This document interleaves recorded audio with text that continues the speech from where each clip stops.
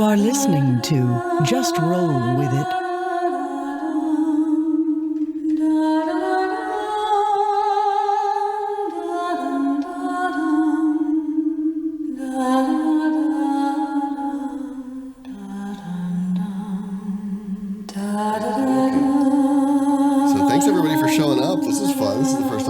Something like this. I wanted to get the patrons together and start getting you guys involved about what's going on in the world, and if there were any questions you had about the game or the world itself or the 150 years of past history, or I don't know, any other RPGs, any other funny D&D stories. That's what I'm here for. Like I said, ground rules, I won't be talking about players so much. I won't be putting words in players' mouths. If you want an opinion on something about something, then I can do that, but I don't want to speak for players, obviously, and I don't want to spoil extraneous things. Like I don't want to spoil the SpoilerCon game or potential plot lines for the future, but I'm okay giving teases. I will be repeating the question, maybe with some snark, and then answering the question. Pimer is in the room, and he wants to know how soon until we get out of Del Sharandu, and that's really up to you guys. I have stuff built, so if you want to go F off and explore somewhere, that's totally up to you. I have built a living, breathing world, and it's up to you to explore it. I will be dropping in story threads as I see fit based on how you guys are doing, but by no means am I trying to railroad you into a certain story. I am letting events play out in the world, and you've already missed a couple of opportunities. Some things are happening behind your back that you don't even know about. So it's like real life, not to stress you out about all the things that your completionist is missing. Satanis says, so what was the most challenging part of setting up this playtest? Was the channeling more difficult or something else?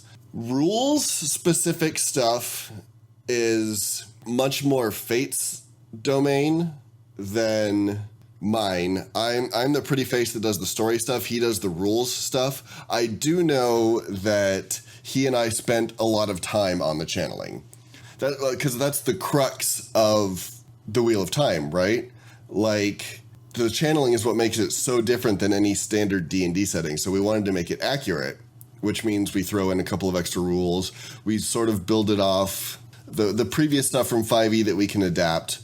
But I would say channeling has been one of the things we have to get better at the most, besides just the mechanics of things. Like, I can't send orcs and goblins against the players because they don't exist in this world. And so adjusting that has been a little bit difficult, but rules-wise, the channeling. And Talir, the answer to all of your questions is Neil, is Quirkus. And that's, who is your favorite character and why is it Quirkus? The accent. Of all the Ogier players in your game, which is the best? Quirkus, accent. Who has the dreamiest voice among all the players? Accent. Like, not that you're biased, but obviously... He's been really fun, and it's been great to have him on board. And he was a little worried when his little interview episode came out because he was inventing all this stuff about the natural world. And y'all, I am so tree dumb.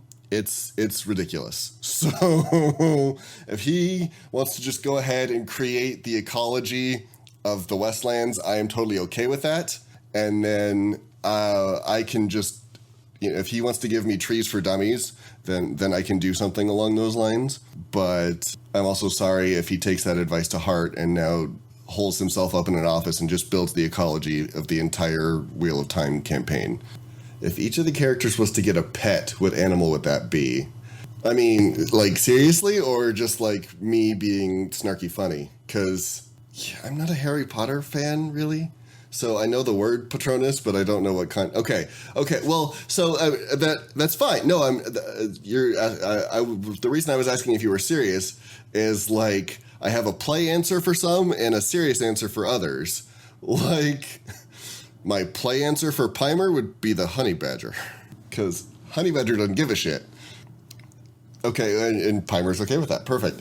I don't want to. That's I don't know. Like, I imagine a Maina would want something very pretty, something that's very preeny, that's very conscientious of how it's observed in the natural world without sacrificing badassery. Yeah, maybe some kind of a cat. I could see some kind of a cat for a Maina. Nin is saying that an owl for Quirkus for his Patronus, and that's sort of where I was going. Anyway, he oozes wisdom, and I feel like that is sort of representative of an owl, to be fair. And Quirkus said he would be happy to design the ecology for the world, and that's great. I would greatly appreciate that, because like I said, I'm natural world dumb. Any help and creativity that I can add or have added to the world is perfect. Just looking back at the chat, Satanis, what do I use for grunts when 90% of those grunts don't exist? Mostly, I just reskin bandits. So far, it's been mostly human enemies. So it's bandits, it's low level human creatures that I can just take the stats from other things and readjust them. There are other creatures that I am working on that sort of skirt the edge of believability, but one of the reasons I wanted to set this in the Blight, which is a question that Nin was asking, how did you decide what part of the world to start in? I wanted to start in a world where I could go completely fresh, and a Blight-free New Malkir is out there and fun enough that I could be a little bit more freeform with the way I wanted to design things. I didn't want to set it immediately in a place that we would have recognized and everybody would have picked apart from the setting right off the bat. One of the classic elements of D&D design when you are designing your own stuff, when you're homebrewing things, is start small. That's the best advice that I can always give, is start small. You start with a town, you build that town, then you build the area around the town, then you build the area around that area. And so you're not overwhelming yourself with being like, crap, I have to create entirely brand new content. And so by starting in New Malkir, it's familiar enough. We all have a general idea. I can go on the wikis and I can go on the online and find the right research to sort of decide what that sort of place would be like. But it's open enough that I can be like, okay, so this is here, and this is here. Oh, and there's some mines over here, and build that as part of the story and make it sound believable. Pimer is asking, how high does our patron have to go before we get new campaigns in the world? Well, our first goal, the $500 a month, is going to unlock the first patron-only campaign that we are planning on doing, and that will be the merging of the Black and White Towers about 50 years after the last battle. I haven't pinned down all of those details. That's the first goal. That's right now. That's the pie in the sky goal. If we can make that much, that would be fantastic, and that would allow me to take some days off of work and figure out how to. I have the basic ideas already, because I literally just sit and think about D&D most of the day. But that way, it would allow us to do something for the patrons other than this sorts of thing, or, cool emojis and things. It would be a separate campaign with separate characters focusing on a major plot point of the Fourth Age that would potentially get some patron interaction. I have some ideas. I'm working on some things. No promises yet, but it would just be a really cool story to tell. And I think that if everybody is invested in this world as much as we all are, I think it would be a fun thing to listen to. Anna is asking, what are the differences between running a game with or without it being turned into a podcast? There are several. There are quite a few, actually. The obvious ones are, in a home game, we're not worried about audio quality. We're not worried about the sort of logistics that we have to have. I wouldn't need this super fancy microphone that I have sitting in front of me. When it's not turned into a podcast, there's less stress to perform, I suppose, is one way to put it. When you're sitting in front of a microphone and you're talking into the void and people are listening, you tend to act a certain way. All of my home games have had sort of, the jokes can get a little more skirting of the edge. The characters can be a little more ridiculous, right? And with a home game, there can also be lulls, right? So if I need to look up a rule, I can sit there and spend 10 minutes going through the paperwork and everyone's just on their phones or going out to take a smoke break or whatever, and it's not a big deal. But when you have an audience, when you're recording and you want to keep people invested, you can't have the huge breaks because you lose people. And in a home game, that really doesn't matter so much. And I am a sucker for the accessories. I love the Roll20s, where you use your battle maps or the Sirenscapes with all of their sound effects. And I still use those in my home game, but it's not as important in a home game where you don't have to get as specific as you would be for a podcast. You have to explain more. You have to be constantly explaining. You have to make sure that everybody is on the same page. Whereas with a home game, it doesn't quite matter so much. Nin is asking, should we keep the non-campaign questions, generic D&D questions to the end? I don't care. It's if you think of something, ask it. Just throw it out into the void, and I will answer it as best as I can. Anna, so do you constantly think about marketability? Sort of. It's less, in my particular case, it's less about marketability. I love that this is a podcast. I love that people are giving us money to play D&D online. That's fantastic, and that's fabulous. I worry less about the marketability than boring an audience to tears. And people listen to D&D for different reasons, and people want different things. Some people only want episodes where we're rolling dice and killing things, and that's fine, but that's not the sort of games I tend to run. I really like the role-playing moments, the character development, the feeling of world building. And some home games that I run, we can go the entire session without rolling a single die in anger, so to speak. And that doesn't necessarily fly with a podcast. So I try and keep it a little bit more balanced, where whenever we're sitting down to record a session, we have a balance of potentially action-y or rolling dice bits, and we have the role-playing character interaction bits, so that everybody can get a little bit of something per episode. Nin is asking, was there anything a player asked for during character building that you said no to? Nothing serious. I don't recall. There were a couple of major ideas. I think Christine wanted to be the most powerful channeler on the face of the planet and ruler over all, or something along those lines. And it wasn't serious, but it was. You'd never know if you can't. I can't say no if you don't ask. You'll never know if you don't ask. So I don't think there was anything too serious. We all sort of went into this project knowing what we wanted and knowing that we all wanted to tell a good story. And that really, the way we want to use our platform as a podcast to sort of tell the stories of people who didn't necessarily get their stories told in the actual book series, which is why Pimer is a major sort of departure from the binary of male-female that was explored in the series.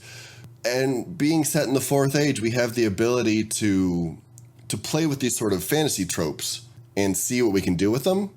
So there wasn't a whole lot of egregious player asking for all kinds of stuff. It was definitely more, hey, what do we think about this? Pimer and Amena definitely wanted to be channelers because we didn't have magic users really in the Lord of the Rings. So it was a fun transition to switch. So then it became, okay, but how can I make mine different?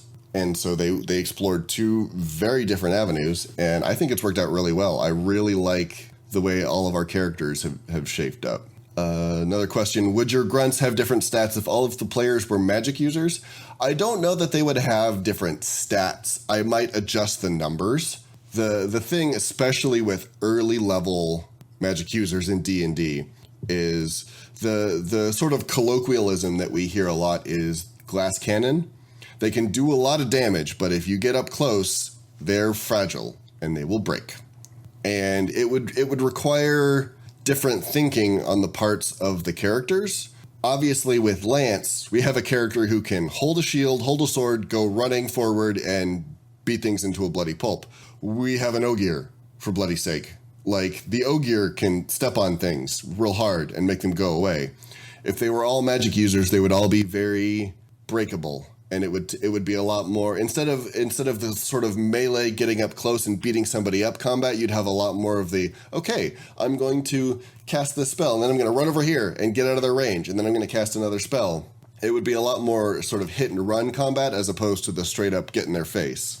Yeah, magic users, you have to tread lightly. I love magic users in 5e, but they are very fragile. And so that as a DM for a game, the question becomes, do I nerf my monsters because I don't want the players to get swarmed, or do I adjust the encounter slightly so that they still have to think on their feet? You don't want to make it super easy for them, because if you make it super easy, that gets boring. You also don't want to kill the party every encounter. So you balance it a little bit so that they have to think on their feet. They have to get creative. They have to be challenged without getting swarmed over. So maybe they're outnumbered, but it's a bunch of 10 hit point goblins. So they can still kill them. They just have to think creatively about engaging them in what order and using the terrain to their advantage and that kind of thing. Or it's one monster that's pretty powerful and they have to work together as a group to survive the encounter. Okay, there are several questions here. Let me read these out loud. Do all of the characters have a fleshed out backstory? I know little bits about each of the characters' backstories. It's not really my place to say whether they're all completely fleshed out. That's mostly on the characters. I know little bits, and I know the little bits that I can weave into the story. In Lance's case, he asked where he should be from, and I said, well, Kandor is about to go to shit. And he said, all right, Kandor it is. So that was sort of an agreement thing. He and I are very much on the same wavelength when it comes to telling stories. Will there be more flashbacks like Lance? Potentially. I'm working on a few things.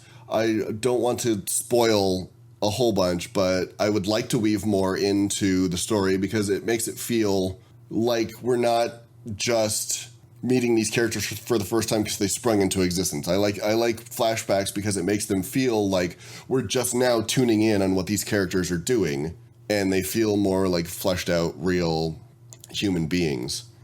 Have you built any more backstories into your larger story? Yes. That's all I'll say on that one, because that would be spoilers. How much of the story do you have built out, or will you do that as you go along? This is the thing. This is that's actually that's a multi-layered question. And it's a real good question for new DMs or DMs who are struggling with certain things. When I started DMing, it was about 2 hours of prep time for every hour of playtime because I wanted everything. I had all of the monster stat blocks set up. I knew where all of the encounters were going to be. I knew all of the rules to their special abilities, all that stuff. And you spend all that time, and then the players get added into the mix. No battle plan survives first contact with the enemy. No DM plan ever survives first contact with the players, which is totally fine. That is great. That's what separates D&D from just interactive storytelling. I have a plan. The players decide, nah, we want to go do this. I dangle something in front of them. They go the other way. An example that I love to use in my home game, one of my old home games, was there was a bandit camp in this sort of valley, cliff, gully area. And the way I had intended it, they were going to have to sneak through the whole camp, rolling stealth along the way and maybe interacting with people and having to bluff their way past some guards to get to the very back where the cave was, where the bad guy was. Instead, they stealth checked their way around the valley, and the dwarf barbarian basically rappelled down the cliff face with this chunk of magic rope that they had from the wizard, and he had invisibility cast on him. So, but he also had a flaming battle axe. So then picture this cavern cliffside where you don't see anything but a rope hanging down, and then a flaming, well, the axe itself was invisible too. So it's just this ball of flame that's like drifting down the cave side, and it was fantastic. I loved it, but it completely wiped out half the plans I had for that session because they weren't interacting with anybody that I had planned on. So when you are DMing for a group, do it in broad strokes. I have basic ideas. I have certain areas of the world fleshed out where I would like the party to eventually go. Nothing is set in stone. Nothing is on rails. I have stuff set up for our next session. They could say screw it and go in an entirely different direction. And I have backup plans because players. Generally, I have cut my prep time down now to, it's about equal. It's about 1 hour of prep to 1 hour of play. And that's mostly just double checking things. I have encounters that I call essentially plug and play. So if they're going to get attacked by bandits, it doesn't matter where they're attacked by bandits. So I can plug that particular encounter into the forest. Or if they walk into the tavern and Quirkus doesn't understand social norms and he steals somebody's French fries and he pisses off a bunch of people. I have that encounter ready. I just move it from the forest into the tavern. So I have a couple of things in the back of my head that I can always keep as a quick, I need time to figure out what else is going on. So I'll throw them into a combat encounter that takes a long time while I'm hurriedly scratching out notes for what's going to happen next. Little DM trick there. And do I know what the final boss battle will be against? I know what I want it to be. I know what I am gearing the players toward. That doesn't mean it's going to happen, but I really do. I really, really do. And marking it down now for the future. Hopefully, if things keep going in an upward trend like I want them to keep going, you all will figure out who the big bad is in about 3.5 years. Because I have roughly that much sketched out in broad strokes for where I want the campaign to go. More questions from Nin, which is great. Keep them coming. Would you plant any impromptu NPCs in the story to help if they just weren't able to figure something out? Has that happened so far? It has not happened so far, but I'm absolutely not above doing that. That is another DM trick. It doesn't have to necessarily be an NPC to do that, although, side hustle, one of the levels of our Patreon is design an NPC for me to stick in the world. It doesn't have to be an NPC. It can be, you happen across a satchel in the forest and you open it up and there's a note. Hey, so-and-so bad guy, we're going to this cave here and we're going to bring the stuff. Signed, bigger bad guy. And, how convenient, there are ways to be not so subtle with the plot shoving if that's something that you want to do. I'll be honest, because I can be honest now because it's already happened. The dogs in episode 1, episode 2 weren't actually meant to lead anywhere, but it was just supposed to be a random encounter. And then they got super interested in where these dogs were and what was going on. So that I built upon that and changed what I was going to do because of player action. And now they have a whole new plot line that I have since developed, but it started as an on the fly, trying to give them something to do. One of the other DM secrets is you want to give rewards to your players, whether or not they're physical rewards. Sure, I can give them gold, I can give them stuff, but you don't want the players to get invested in a storyline that you have and then have me be like, they're just dogs, it's no big deal. Because that's sort of disheartening. Then you're like, then what's the point in searching? No, it's improv. You do the and then. They looked at the dogs, there were collars. They were instantly like, okay, where do the footprints go? Okay, here's where the footprints are going. All right, we want to follow the footprints. Okay, and now they're invested. Now they want to figure this out. And while they're rolling their survival checks to look for the dog prints, I'm hurriedly scratching notes to be like, okay, they need to find something at the end of this trail. What are they going to find? Aha, got it. Click in and take a couple of the random encounters that I had plugged in for other places on the map and just shift them over, and voila, storyline. I really want to tell you who the big boss is too, Nin. I really do, but I can't. I would hate myself because I like where it's going. I like what I have designed, and I think everybody else will too, and it's going to be a lot of fun. This might have been discussed already, but are you counting weight and stuff? I'm sort of keeping track, but not... Like, if Pimer wants to start carrying around a small cannon, then I might start putting some disadvantage on things. But up until then, it's not the end of the world. the minutia can be fun, but you can also get so lost in it that it stops being fun, and you're basically just keeping track of how much weight you're carrying, which isn't fun. So I generally sort of hand wave it unless they are making significant reason for me to, although they now have an Ogier, so they could probably just make Quirkus carry whatever, and it wouldn't be a big deal.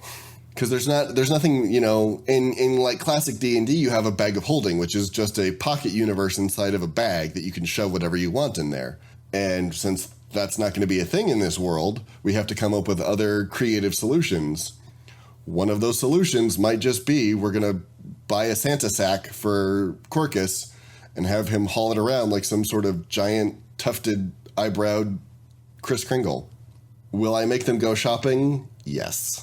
I am also a huge fan of Critical Role, which is a D&D 5e Twitch show that is amazing and brilliantly done and all homebrewed.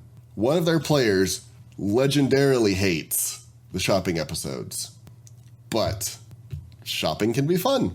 People might not necessarily want to listen to it, so they might not get the full episode when it's edited down, but shopping is a good excuse to roleplay and have character interaction and character growth in a setting that's not it doesn't feel forced. You're not necessarily learning via combat about these things. So it wouldn't be hugely gratuitous. I wouldn't do a full hour-and-a-half episode of just shopping unless they really liked whatever bad accent I was attributing to the shopkeep. But I would probably have them go shopping. Yes, it just hasn't come up yet. I have shops. There are shops in Del Sharandu. They have shop owners who have backstories, but it just hasn't come to that yet. Have I ever listened to the Adventure Zone? I am very picky about which podcasts I listen to. So I've listened to, I think, 1 or 2 episodes of the Adventure Zone. I've stopped listening to the Critical Role podcast as well, mostly because they're so visual that I prefer to watch them. But there are a couple of podcasts that I listen to. I should probably get on the Adventure Zone. The Adventure Zone does shopping episodes in a nice way. I will have to take a look at that. I'm not opposed. Will any Ungreals, Terrangreals, also Songreals make an appearance? Any that we know of? Oh, I think I'm going to have to listen and find out that one. I know that's the cop-outiest of cop-outs, but yeah, by saying listen and find out, it's basically saying yeah, probably. I'm still working on details because it's a mix, right? Like, I don't want the whole podcast to be nothing but fan service. People get bored of fan service quickly, but it's fun to have the little bits of fan service in a wider story. So I don't want to all of a sudden be like, oh yeah, Amena has found, I don't know, the fluted wand or the fluted rod, and she can balefire everything now. Like, that's dumb. But having a barkeep who's based on the creator of the Wheel of Time as a cameo, that's good fan service, because that's a limited fan service. It's not going to OP the characters to the point where it reduces the challenge. I do have plans for various magical devices to make appearances, yes. What's been my favorite bit to DM so far? Are we talking in the Wheel of Time, or are we talking the Lord of the Rings, or just sort of in general? Both? Okay. I am a sucker for player shenanigans.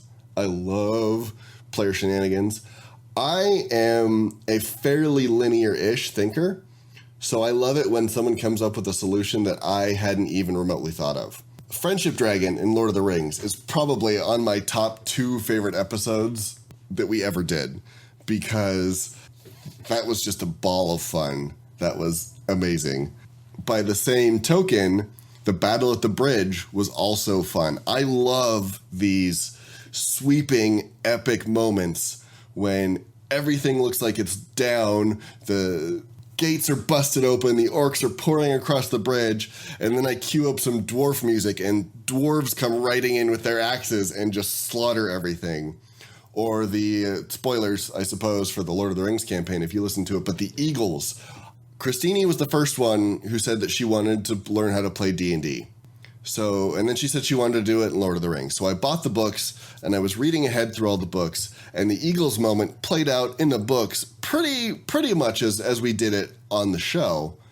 And I knew about that moment like 3.5 months in advance. I spent so long just aching over the proper music for it, and I wanted the right pacing for it. Like, I was building it towards that moment.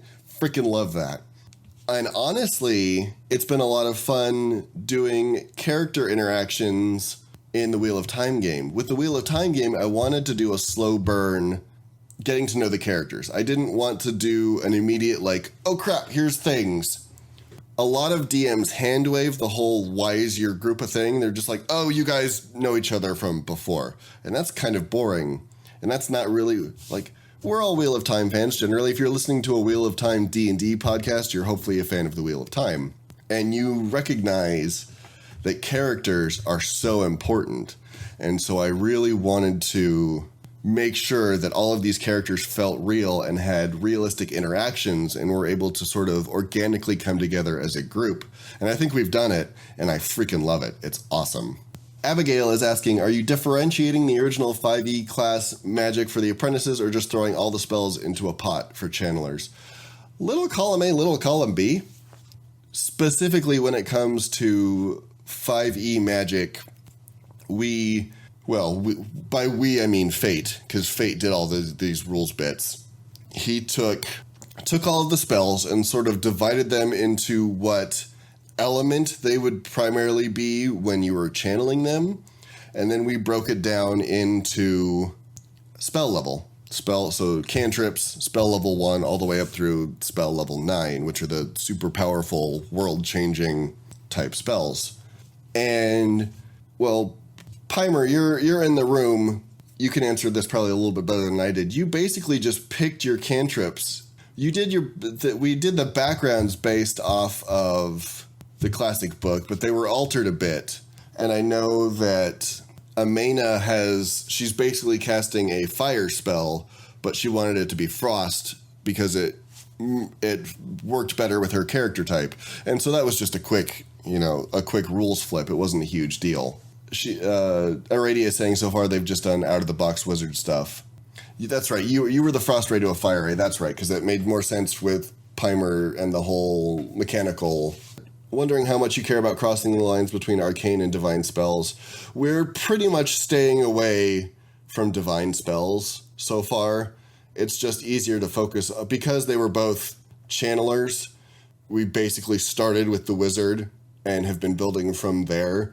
The Child of the Light class that Lance is currently using is built a little bit around the monk, the standard 5e monk, which is why he's able to do so much badassery to sort of represent the sword forms and the fact that in the Wheel of Time, sword fighting looks a lot like intricate dances rather than just sort of the straight up run and beat each other into a pulp with the sword. It focuses so heavily on the sword forms and what it looks like that we figured the monk is better for that sort of flowing, graceful, almost dramatized sword conflict that you would get. So the key casting stat is intelligence. I believe so. Yes, thank you for answering. I do more of the story side. I talked to Fate about the rules, but he's the one who tore apart the player's handbook and is rebuilding everything scratch. So I know some of what he's doing, but I don't know everything that he has in mind for. There are certain things that we are directly taking from the player handbook. It hasn't come up yet, but it eventually will. But we are basically going to be using the rules for the astral realm for Tel'aran'rhiod because they are so similar enough sort of thematically that it wouldn't be too difficult to change that. How much time do you spend with your players developing their characters, and how do they help you with developing the world and the story? I basically gave them carte blanche with their characters. I gave them ideas, but I didn't want to didn't want them to feel like I was the overbearing DM who was saying, hey, I'm not building a campaign for 5 magic users. Please don't be 5 magic users. I basically said, this is what your options are. I sort of gave them do you want to be a channeler? Do you want to be a child of the light swingy sword type? Do you want to be... We gave them all the cultures. They could have picked from Sharans. They could have picked from Shan-Chan. They could have picked from anywhere, specifically in the Westlands, in Randland. And for developing the world and the story, we do have a Patreon episode where we talked for I want to say it was 2.5 hours. It was something ridiculous. But there is a world building episode where I basically said, let's fill in that 150 years. What are some major events that would take place, and how would that inform the world going forward? Yeah, that was a very long, rambling episode, but it was a lot of fun to do. How do the characters help craft the story? I had an idea. I had a basic idea for what I wanted to start with and how I wanted to start. I didn't know what they were going to pick for their characters when I started the world. I needed a blank slate to start with, regardless of who they were going to play. So I started with my blank slate. I built Del Sharandu out. I populated that world. I created Kiera, Sedai, and Tedric in case. They were always going to be there regardless. And then they started coming to me with their character choices, and they said, we want to be channelers. I want to be a child of the light. And I think had Neil chosen anything but Ogier, he would have been forced to play an Ogier regardless. It's such a perfect fit that it was beyond dumb not to have him in that role. But then once they approached me with their specific character choices and the character backstories that they had built and how they presented themselves to the world, that allowed me to flavor the world to make it more real. I hadn't really decided on Kiera Sedai's personality before I started talking with the characters back and forth. And then Aradia comes to me and says, hey, this is how I want Pymer to be. And I said, great, okay. And I warned her right off the bat, there will be pushback. This is something that is not known in this world. People are going to react badly. I have to react badly as those characters. It is not personal. If at any point I cross the line, let me know and we can fix it. But if we wanted to make it realistic, there would have to be people that would react badly. And so that character choice of Aradia's is what informed the development of Kiera Sedai's very sort of bitchy, bigoted, I see the world one way and my way is the right way attitude, because it provided character motivation for Pymer as well as making the world seem a little bit more real. I would love it if everybody got along, but that doesn't create conflict, and conflict is what creates story. So I needed to find the areas where conflict could happen and sort of massage those out a little bit, I guess. And I don't think I completely answered the question for what the character classes were. Essentially, we started as a base with anything that was in the Third Age. If they wanted to be a Shan-Chan, if they wanted to be a Sharan, if they wanted to be a channeler, what kind of channeler, from where. And with D&D, you have the different races, right? Or the different species, technically. You have bugbears and aarakocras and goblins and elves and halflings and such. We can't do those in the Wheel of Time universe because those races and species don't exist. So we took a note from the original RPG for the Wheel of Time, which was based in D&D 3.5, and it wasn't that great. But one of the things that they did was, instead of giving various bonuses to the different races and species, they gave it to the cultures of Randland. So the Borderlanders are more martial because they've been training their whole lives to fight the Blight. Kyrianan are going to have a better charisma skill because they play the game of houses in their sleep. So we gave those bonuses to those sort of cultures as opposed to the actual races. And that was sort of the baseline. And then we built it out from there When I asked what everybody wanted to be for their class and they gave us the options, then we went back from there and sort of built those and worked from there. Abigail says, I have a bunch of questions to ask, but the other classes probably don't exist until somebody wants to play them. Well, I mean, ask away. I can tell you what I would think, but it's not necessary. And you know, if it works for your game and that's something you want to explore, go right ahead. But for the most part, what we have built is what there is currently right now, because starting slow and building out. Do I know how the players want to develop as they go? Class up, like multi-classing? That's not something we've discussed, but it wouldn't be too horribly difficult. Leia asks, what is the favorite part of each of your players' characters? The least favorite. Okay. This doesn't count as my answer. This is just sort of a blanket. I love how realistic they all feel. They're all flawed creatures. They all feel like real people that I would actually interact with. And I love that our players are able to breathe so much life into these completely fictional characters that really only exist as a bunch of numbers on a piece of paper. I don't know that I want to... yes, I have a great group of players. I am very blessed to have people who want to play this game, who are interested in telling a good story and have a fun time along the way. Hands down, 100%. Good players make the game.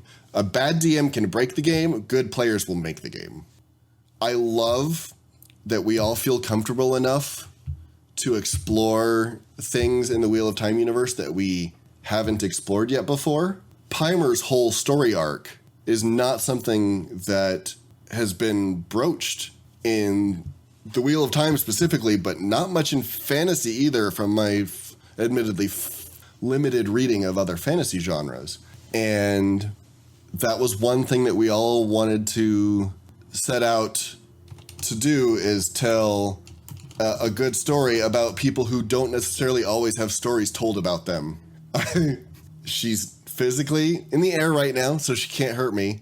I love how sassy Amena is. It's really fun because it's fun. It's a compliment. Nimrodel was a lot more restrained. I feel like Amena is much more who I interact with on a regular basis when I'm just interacting with Christine, and so it's a lot more fun because she calls, just like Christine calls me on my shit, Amena calls other people on their shit. And that's always a lot of fun. I always enjoy it. It's mostly usually directed at me because I say something stupid. But it's fun to be around. Lance was a very specific character choice from Fate. He wanted to do not the opposite of Ryder, but something a little bit more controlled. Ryder did a lot of the player shenanigans bits. I can speak words. And Lance feels much more of a fleshed out character and not necessarily comic relief. Lance has a legit backstory. He's got legit motivations. I like how he is playing his character like someone who is trying to prove that just because the organization he is affiliated with was a certified hate group 150 years ago, that doesn't mean they are the same now. He is genuinely out to make a difference in the world and show people that just because he wears the golden sunburst on his cloak doesn't automatically make him a bad person. And like I was saying before, with Quirkus, with Neil, he just opens his mouth and I'm like, okay, sure, that sounds right. He starts talking about trees and all sorts of amazing natural things, and he has that innate knowledge. That's just him. That's just who he is as a person. And it flows so easily through Quirkus that, I mean, he's just amazing. I love it. It's great. Least favorite things? There's nothing specific least favorite I have about any of these characters at all. They haven't really had enough time to develop that sort of thing. I feel like they're all going to push the envelope a little bit, which is fine. That's what players are supposed to do. Favorite thing about Pimer is that he's got a... How do I want to word this? He is telling a story that hasn't been told yet. We have a chance with Pimer's character to explore something new, and I don't want to say shine light on a marginalized population, because that's like, I'm oozing white privilege when I say that. But it's a chance for other potential storylines to be discovered. It's not just the binary of male-female. It's the, hey, let's throw a wrench in this and see what happens. It's again, it's players pushing the envelope and seeing what happens. And in this case, I was totally fine for it. Pimer went through several iterations before Aradia settled on the version she's currently running, and I'm all for it. I rightly got hammered, I think, the first couple episodes for my misgendering, my mispronouns, and that's what I want. I want to be called on my shit, and that's fine. That's great. And I wrote a note for myself, and I've been doing a lot better. It's been getting into that mindset of this needs to be correct, because this is a podcast. People are hearing this. It needs to be good. Abigail asked, will there ever be printouts, like see a stat block for Ogier racial traits and stuff? That is definitely a fate question. I don't know how much he has written out currently. I know he is not comfortable releasing any of that stuff right now. It's still so far in alpha phase that it's literally just it's a Google Doc. When he lives on the other side of the state from me, and I went over a few months ago and hung out for a couple of days, and we did some work, and it was literally just typing up numbers and putting them on a Google Doc. So there is nothing that is going to be pushed out now, but it wouldn't be hard if you're running your own version of an Ogier. There are several options in 5e D&D that wouldn't be hard to convert over.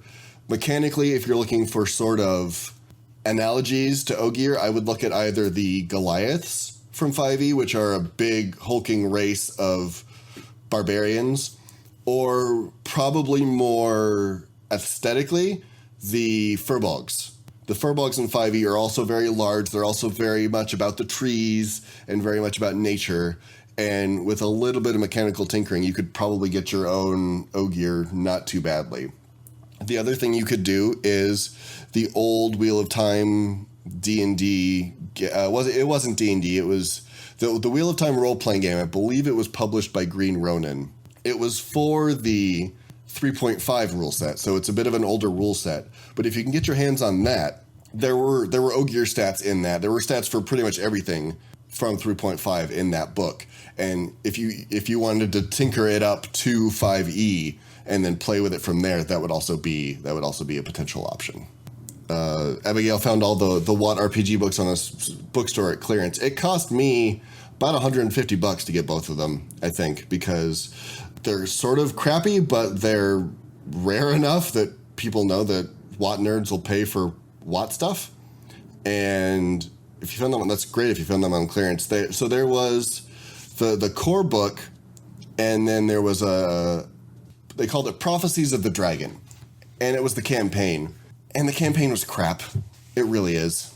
And it had a lot of fan service. You basically bounced from Falma to Dumai's Wells to the Battle of the Two Rivers, and about every 2 minutes you're being foisted off on a major character who sort of just walks in for a cameo and is like, haha, we need to go over here and do this thing now. Congratulations, you're part of things. And the big MacGuffin at the end of it that you were all hunting down is the Black Aja was after a Terangrial that would prematurely summon the last battle. Essentially, it looked like one of those old Renaissance models of the universe with all the spinning balls and the planets and stuff. Essentially, the whole idea was if they found this Terangrial, they could channel into it, and it would somehow rip open a hole in the bore and summon the last battle to happen right then. So it was sort of a race against time, because if the Black Aja got their hands on this, they could trigger it before Rand was ready. And so the players had to basically be running around helping Rand from the sidelines while he was off doing his own thing. It was the whole plot line of the RPG was tangential to the book series. So you were seeing little bits of the book series and then going off on your own adventures. But it was too much fan service, which is what I was worried about with this whole original game. try and settle the difference there. There are hard and fast mechanical rules for mathing out the differences between 3.5 and 5e, but I just do it by feel as opposed to trying to mechanically crank it out, because I'm not very good at math. And so the less math I have to do, the less mistakes I'm going to make. How do things work behind the scenes at JRWI? Do the other players help in work building, Patreon management, editing, etc.? Yes. We are absolutely a cohesive group. There is no way that any one of us could do any of this by ourselves. It would be completely overwhelming. So I am the face. I will say I'm not a pretty face. I am just the face. I am the speaker. I come up with the storylines. I do that sort of thing. Fate does all of our tech side. He's the one that makes it so you guys can hear the games and the sound effects. He pipes that stuff all in through Discord. He puts up I don't know if you patrons are aware, we have a YouTube channel, and you can actually watch the videos of the episodes. Because we record in Google Hangouts, and we have the Roll20 map open so all the players can see that. All of that you can see as well. It's behind the Patreon wall on YouTube. And I believe it's just Roll With It podcast. It should be our logo art on YouTube, and you can watch all the videos there. So he does all of that. He's also working on the rules and sort of helping me adjust the rules as we go forward. Amena does all of our social media stuff. She runs the Twitter. She runs the Instagram. Seth is hosting us. Seth played in our Lord of the Rings campaign, sort of stepped back to take an administrative role on this one. He does all of the hosting for Fox and Raven Media, which allows us to even get out anywhere. Aradia sits there and does all of the editing. So anytime I say or or pause or click my tongue or click my pen, she's the one that has to go in there and fix it. And she's real good at the fixing, because I know nothing about sound engineering, sound design. I don't know a damn thing. So I'm real glad that we have real good stuff to talk into and someone who knows what she's doing when it comes to the editing and the publishing and all of that stuff. And then Neil does our Patreon stuff. So he goes in and adjusts the levels. He is making sure that all the levels are satisfied, all of the Patreon rewards get out, and all that kind of stuff. And our new logo, which is amazing, and all of our character silhouettes are all done by Anna, who was fantastic. And I think my only note to her when it came to the art was, I want flaming eyes. And so Loremaster has flaming eyes, and it's great, and I love it, and it's amazing. Yes, Abigail, cool idea to take the stats of races and transplant them to a different country instead. It was done in the original WoD RPG, but we also wanted to do it here, again, because you don't have different species to translate the different bonuses to. So it just makes it easier to be like, okay, so the Kyrianans have better charisma. The Two Rivers are probably more hardy, so they're stronger. The Tyrants are more dexterous. I don't remember specifically what we decided, but we went through and picked a bunch of numbers before everybody decided where they were from and what classes, so that they could build their characters from that. Aradia is asking, when do we get our first Patreon participation in the game? Well, we recently changed one thing. We had originally said that patrons at a certain level, I don't remember which level, I think it's the $20 a month level, I'd have to look, but would be able to voice an NPC in the game. And that turned out to be so much background work for us on the tech side and trying to figure out, make sure all the tech was somewhat similar so it would sound good and all that kind of stuff, that we actually recently changed it. The patrons who signed up for that ahead of time we're still going to honor that. I want to. So I know Devin's here, and I know that Jess and Jen from the White Tower. We're gonna work with them, and I believe there might have been one or two more, but the patrons who were there ahead of time for that, who signed up for that, we're still going to honor that. But what we recently changed it to, just for flow of the game and for making sure that Fate doesn't rip his hair out trying to figure out all the tech side, is we are now going to allow patrons at that level to design an NPC. Basically, what I would want would be a name, a vague general description, and a motivation. What do they want? Why are they where they are? And then I will add them into the game, and you could even suggest a really bad accent for me if you wanted to, because heaven knows I'm good at the bad accents. And that way we can include them in the game without necessarily feeling like it's breaking the game or making things weird. If I wanted to try and surprise somebody with an NPC and we were doing the voices, it would be super difficult because we would have to coordinate 2 days in advance with them about the tech side, about logging into the right things. It wouldn't really come off as organically as I would like. So it's much easier to do just a generic NPC that you design so you feel part of the story, but you also can just give to me, and then we can put them in the world and maybe they'll become a fan favorite. I don't know. But we are definitely working on that. That's something that we need to get on. So we will be in touch soonish, but we need to start getting some games out first before we start throwing more wrenches into the works as it is. Like Lyle, yes. So for those I believe it's posted just to show sort of how cool creativity can be and also just how freaking cool you people are.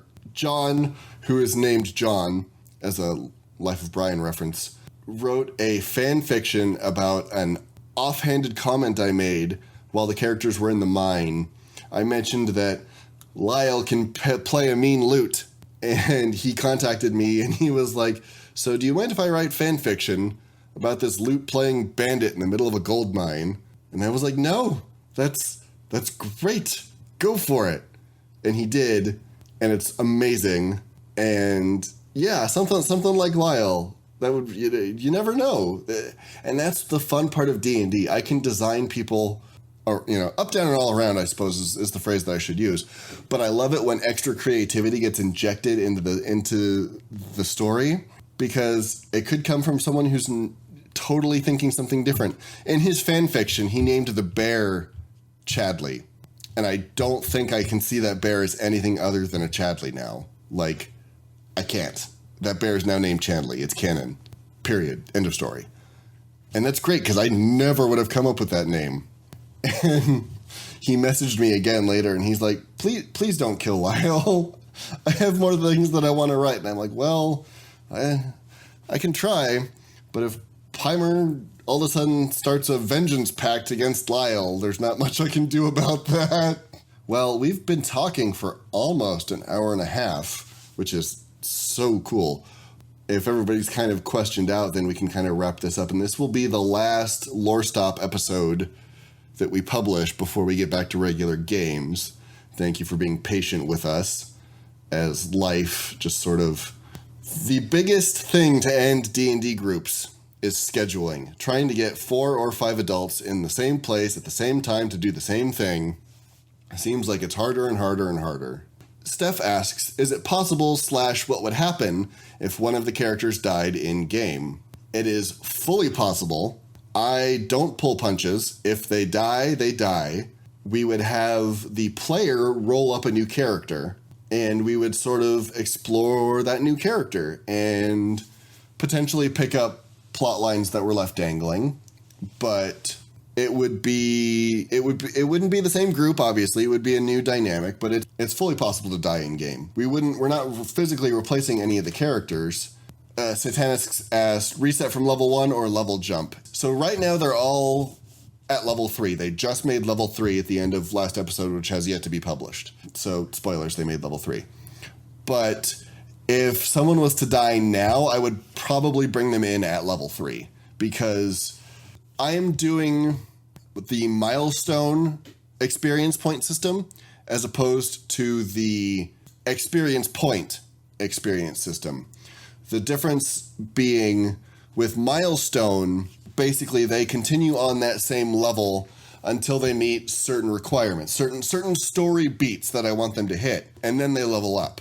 When they've reached a certain plateau, a certain achievement, they level up. The sort of classic RPG way is to do experience points. So each enemy vanquished equals a certain number of experience points. Once you reach a certain number of experience points, you level up. That definitely encourages the slang term for it in D&D is murder hobo. Basically, all the players run around killing things to get XP so that they can level up and be more powerful. This way, it's a dual purpose for me to do milestone. From the player's perspective, it encourages exploration. It encourages, hey, go find the thing. Go poke in that area. Go look for things, because you never know what is going to be a trigger to gain a level up. They could gain a level up in back-to-back sessions. They could go 6 weeks without leveling up. It entirely depends on how they act with their characters. And on my part, I don't have to sit there and math out all the experience points for every encounter that they're going to have with whether it's role-playing or combat. So that allows me to sort of do that drag and drop thing where I can pull a bigger encounter with more creatures, or I can pull a smaller encounter with just a couple of guys, or I can pull a role-playing encounter and put them wherever I need to without worrying that I'm messing up my internal math somewhere along the line.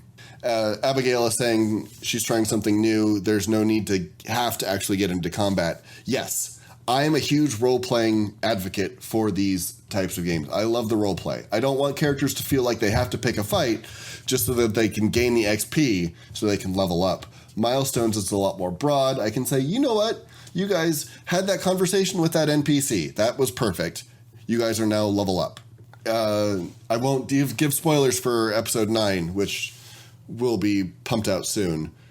But I much prefer the milestone system to having everybody have to math their own XP. It's a little bit more story related as well.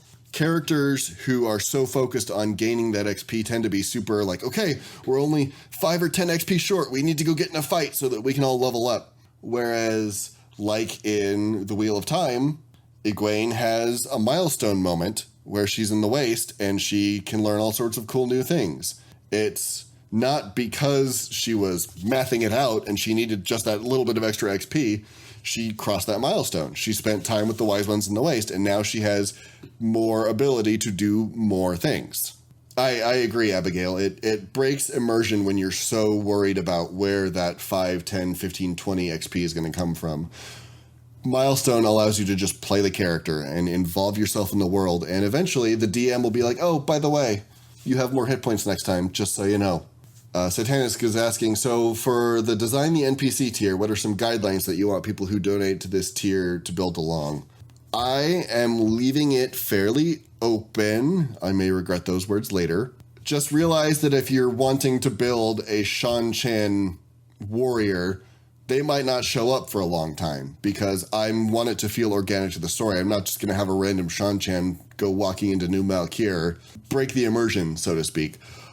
All I want is person, whatever gender, vague physical description, motivation for why they are what they are. Like if you want to design a merchant, are they out to get rich? Are they out to are they really not a merchant? 2 or 3 lines of that. And I mean, maybe if you want to, you can give me some bad accent recommendations. Knowing my skill level of accents is somewhere around like bad Bond villain. If I have a problem with something, I will absolutely kick it back and be like, okay, but what about XYZ instead or whatever? And then we'll work with it from there. I am not super picky. I just want it to feel like it fits in the world. I don't need a clown caravan rolling into town and making a bunch of noise. A carnival? Sure, I can work with that a little bit, but I guess the only guideline I would ask is that you respect the immersion of the story and don't deliberately try and troll the players, because that's my job. We'll talk. That's not completely out of the realm of possibility. Might be a funny character quirk. I want to definitely continue to do stuff like this. It was suggested in the general chat that we have the players involved in something like this, which I think would be a lot of fun.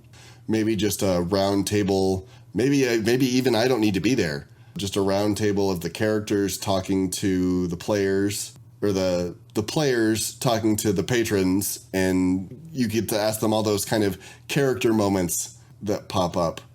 And yeah, I mean, if you guys have any sorts of suggestions for that sort of stuff, feel free to let us know and we can certainly talk about it. I know people really liked the Quirkus interview. I want to sort of continue that series and have all of the characters get interviewed because I feel like that's a good behind the scenes. One of the things that I did with Pimer and Amena is I had them role play before we started playing. They had each other's phone numbers and they were just texting in character back and forth, which I imagine led to some rather interesting hilarity. But it built up the rapport, so by the time we started with episode 1, they already had a dynamic. They already had a way of doing things that felt realistically like they'd known each other for a long time. I know we all want to do them. It's a matter of scheduling and deciding what we actually want to do. And that's one of the other things that I really like about this group of people as a podcast is we make decisions together. We sit around and we're like, hey, would you all be okay with doing X, Y, Z, ABC, whatever? And then so we all feel invested. And I think that's a good idea. I think I love these little snippets of, I mean, even if they wanted to chat in character for 20 minutes about what happened in a previous episode, that could be fun. We are still kind of just feeling things out and deciding what people want as content. So since you all are the patrons and you're the ones who are giving us money, feel free to suggest stuff. We will absolutely take it under consideration. We don't know what people want until they tell us, essentially. We're just assuming that people like us and that what we're putting into the void is being listened to. So thanks everybody for showing up. This was a lot of fun. So yeah, if you want to, I should plug the patron stuff. Our Patreon is patreon.com/JRWI. Follow us on all of the social medias. We have an Instagram, we have a Twitter. Join this wonderful group of people suggesting things and getting to be more involved in stuff like this. And that is where we close the book for now. Come join us next time on Just Roll With It.